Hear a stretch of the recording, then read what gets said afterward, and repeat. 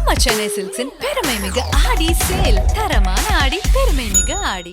உச்சநீதிமன்ற உத்தரவின்படி நீட் தேர்வு முடிவுகளை தேர்வு மையம் மற்றும் நகரங்கள் வாரியாக தேசிய தேர்வு முகமை வெளியிட்டுள்ள நிலையில் எந்த மையத்தில் எவ்வளவு மாணவர்கள் தேர்ச்சி என்பதை பார்க்கலாம்.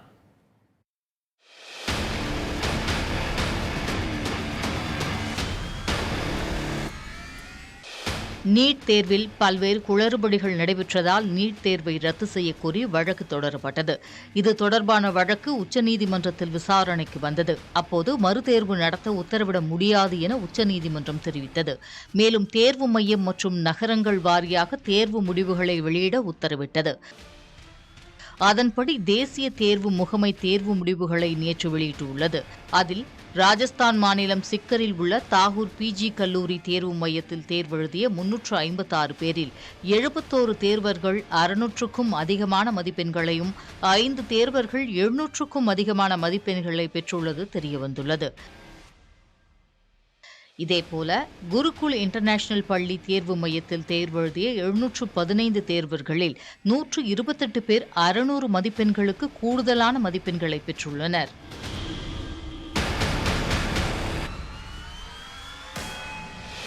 வித்யா பாரதி பப்ளிக் பள்ளியில் 1001 பேர் தேர்வெழுதிய நிலையில் 130 தேர்வர்கள் 600க்கும் மேல் மதிப்பெண்கள் வாங்கியுள்ளனர். 2 தேர்வர்கள் 715க்கு 715 என முழு மதிப்பெண்கள் பெற்றுள்ளனர். குஜராத் ராஜ்கோட்டில் உள்ள ஸ்கூல் ஆஃப் இன்ஜினியரிங் தேர்வு மையத்தில் மொத்தமாக 1968 பேர் தேர்வெழுதியுள்ளனர்.